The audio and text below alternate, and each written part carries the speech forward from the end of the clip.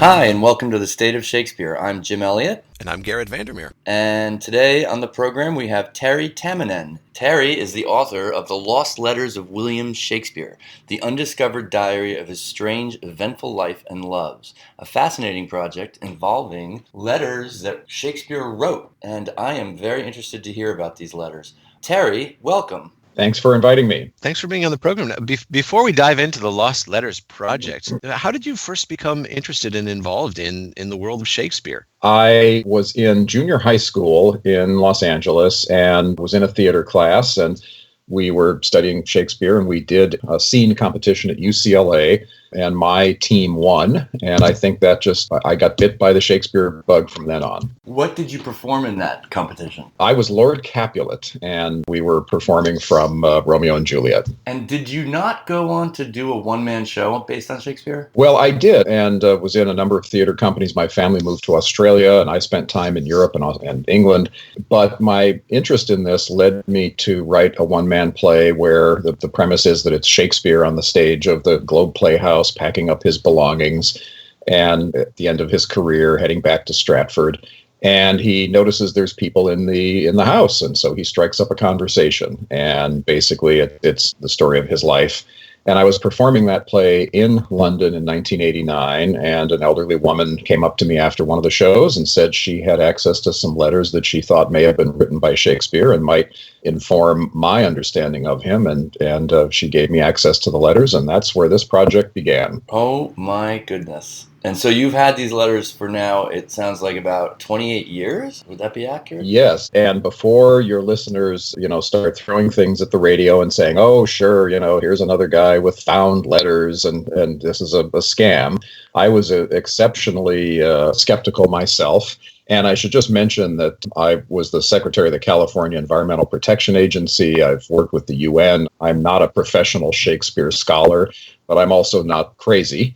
And so I've spent all these years in my spare time studying the letters, obviously with Old English writing and grammar and references. It was very difficult to decipher, and came to the conclusion that they were indeed written by Shakespeare. And so I now want to get this published and let the world decide for themselves. Well, you did mention in one of our correspondences that it's been put through the algorithm that helped prove that Marlowe wrote Henry VI, I believe. Yes, there is a professor at the University of Pennsylvania, an engineering professor, not an English professor, who developed an algorithm. It turns out that the way we use words in our written correspondence is kind of like a fingerprint, and each one of us is so uniquely different. That is, if you have a baseline, you can then determine who wrote something else that you're not sure of. And in this case, he ran the Henry VI plays through his algorithm and was able to confirm what scholars have long thought, which is that about a third of those plays were written by Christopher Marlowe. So I reached out to him and asked him to run the letters through his system, and he compared them to Marlowe, to Ben Jonson, to other writers of that time, and came back with a conclusion that it was most likely Shakespeare. Now, I don't want to overstate what an outstanding academic has concluded so far. And in fact, I've been raising money with an Indiegogo campaign to fund a grant for his additional research on these letters, and will continue to do that after the book is published. But it was tantalizing additional evidence that these may indeed have been written by Shakespeare. So it begs the question, because you're wading into territory that is very controversial among Shakespeare circles about who wrote what and what he was doing at the time.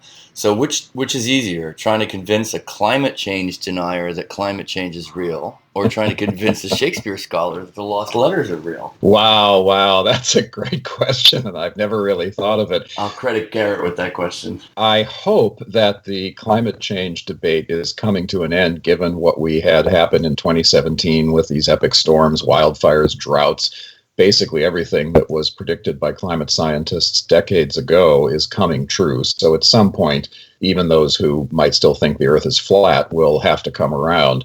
But with Shakespeare, as you guys know, and many of your listeners know, we have no absolutely accepted, authenticated versions of Shakespeare's handwriting, except 6 signatures on legal documents, which all look slightly different. And so there is no objective way to look at a piece of handwriting and absolutely conclude that it was written by him.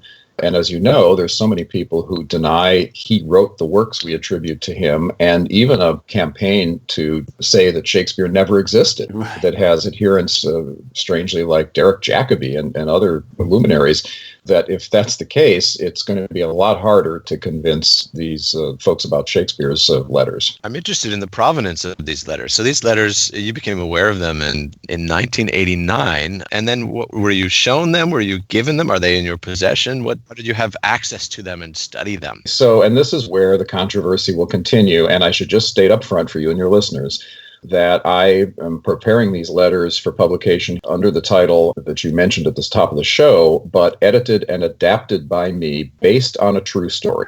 I am offering these as based on a true story, so if people want to think they're fiction or part fiction, they may.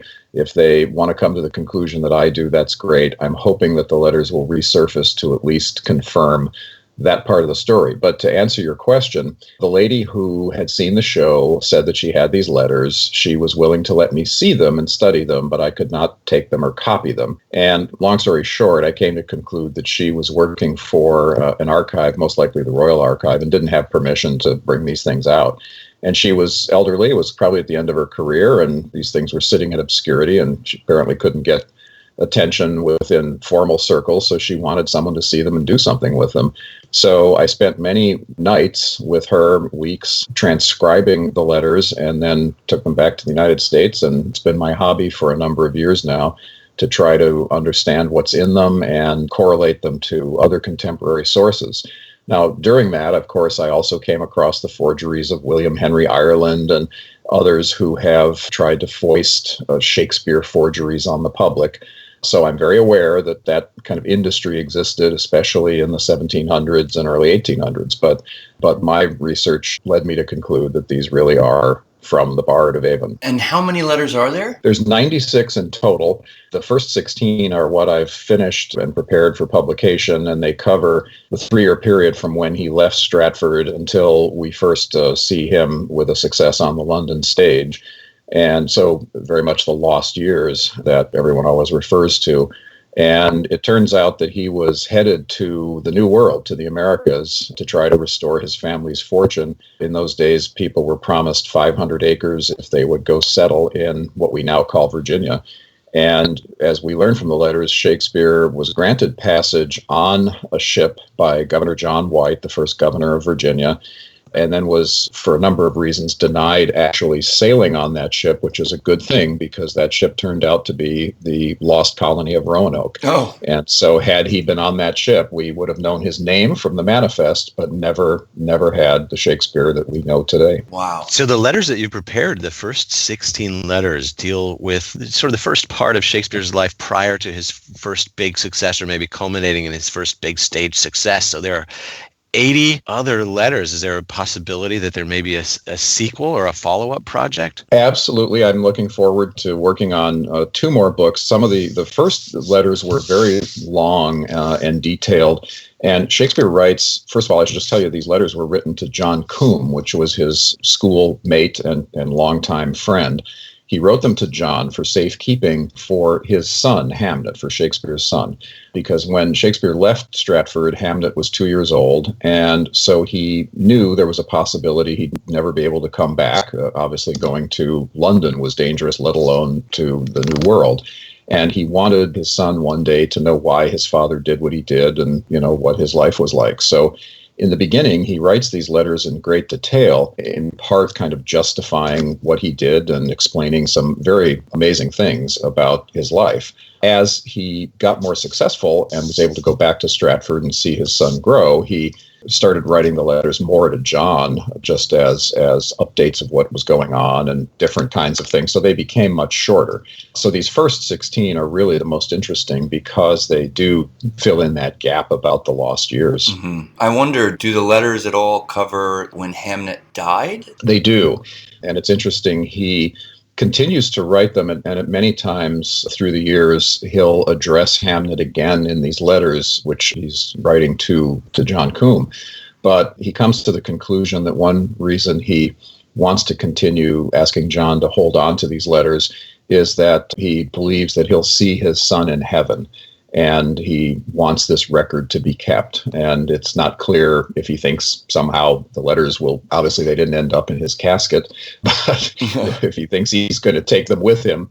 But, there's a great speech, and I think it's King John, where he talks about the death of a son, talks about grief fills up the room of my absent child, walks up and down with me, puts on his pretty looks and fills out his vacant garments with his form. And when you read that, it's impossible not to think about what Shakespeare must have thought with respect to losing Hamlet. It sounds like a fascinating story, and it's all being made available to the public via a forthcoming book. Is that correct? Yes, the book is at the designers right now, literally being, typeset and all that sort of thing. We were hoping to have it out by the end of the year, but it'll be the first of 2018.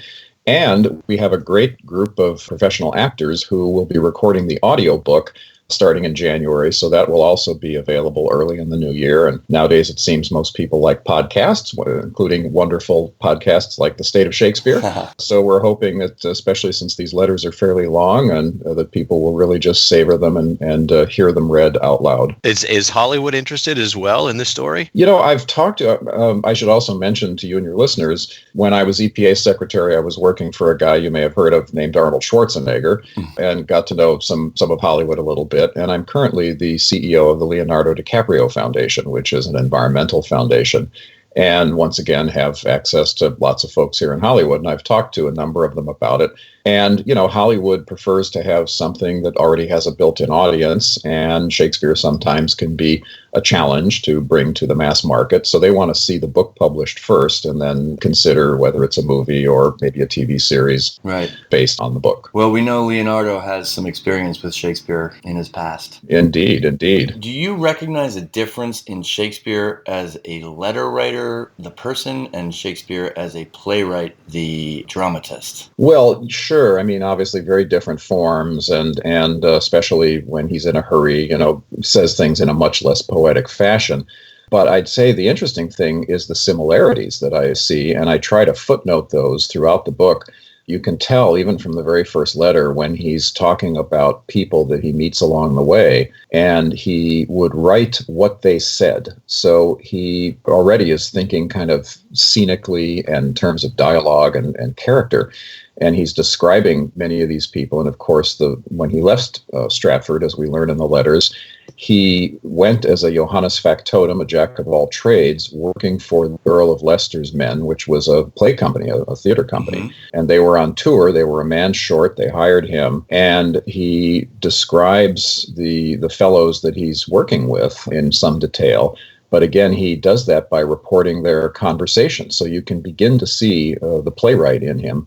And then the other interesting thing, which I footnoted extensively, is wherever I saw people that seemed to emerge later in a play, at least the ones that I'm familiar with, I've made notes of that. And there's even dialogue where you can just tell he must have been thinking about this, as I mentioned before, like when his son dies, it's hard not to think of that when you read that passage from King John. But it's true throughout the letters. We see him grabbing snippets of conversation, which then seem to color his later playwriting. You don't happen to have a snippet from one of the letters to read to us right now, do you? Sure. No, yeah, happy to do it. So here's the passage that illuminates somewhat of what Shakespeare was doing. He starts to write the letter, and then he says the following, and this is to John Combe, his dear friend. "O John, my mind overflows from events unlooked for, with a group of men that I know now so briefly. Ink and paper are dear, but I would trade my last scrap of bread to keep this record of my journey, since I fear it will be a long one, and I would have my son know his father. Therefore, cause I make thee the book wherein my soul records the history of all its secret thoughts. Be thou, in my absence, a friend to my brothers, a son to my mother, a confessor to my wife, indeed the holder of all else I possess, but most of all, be thou as a father to my son. Take from these accounts what matter thou deemst fit for his youthful ears, saving the rest for his own divining when he is a man and better suited to understand the whips and scorns of life, labor, and love. Deny me not this favor, and God, I trust, will repay thee, even though it is mine own desire to do likewise in some fuller measure ere long." Now, when you hear that passage and then you hear that tiny snippet there, the whips and scorns of life, labor, and love, well, we know that he spoke about the whips and scorns of time. Yeah, and he wrote Love's Labor's Lost. Well, yeah, exactly. So, I mean, there's just so many little tantalizing moments, even in the first letter here, that you realize the way he was thinking and the way he saw life. I should mention that I've started a website called ShakespeareLetters.com, and all of this is explained there. The prologue to the book, which explains how I got the letters, what I did with them, so everyone, skeptics and fans alike, can understand and draw their own conclusions, but at least everyone can understand what I knew, what I did with the letters, and there's no question I did adapt them. I did make changes because there were some things that were missing. There were, letters that were words that were hard to read. There were passages that I found from other contemporary sources that I augmented in the book. So that's why I say edited and adapted. The letters span many years, and you say the current letters, the first 16, culminate in his first big stage success. Any of the ensuing letters, do they mention any of the plays that Shakespeare has written? Oh, absolutely. In fact, the first one does. It explains how he came to write Titus Andronicus and why there was such a Roman influence at that time. And that part is fascinating. The Queen Elizabeth, in celebrating her victory over Spain, which Shakespeare was in one of the armies that actually defended the country, because the Earl of Leicester, his patron at the time, his boss, was in charge of all the land defenses. So everyone was recruited to be part of the army that was ready to repulse the Armada should they actually land troops on English soil. And there's actually in one of the letters, Shakespeare describes how he and his fellows were part of a group that actually did repulse the only known landing of troops on British soil. And then after that, when the Queen was celebrating the victory, she and many of her nobles dressed up as Roman emperors and gods. So there was kind of a fad at the time about Roman history. And then it turns out that the theater, which is now being excavated and renovated as a historic site in London, that was the first purpose-built playhouse in England, and Shakespeare performed there, and that we know from other scholars, was on the site of a Roman burial ground. And when they were digging up footings and other things for the theater and for the barn next to it, they found Roman artifacts, which influenced Shakespeare as well. Thank you. Thank you so much for joining us today. And the mystery that surrounds Shakespeare's life has been a source of interest for over 400 years, and the Lost Letters Project is evidence of the enduring fascination that surrounds the man behind the greatest works in the English language. Terry, thank you so much for being with us today. It's my pleasure. Thanks for inviting me. Thanks, Terry. All right. Thanks, guys. All right. Cheers. So long. I'm Jim Elliott. And I'm Garrett Vandermeer. And thank you for listening to The State of Shakespeare.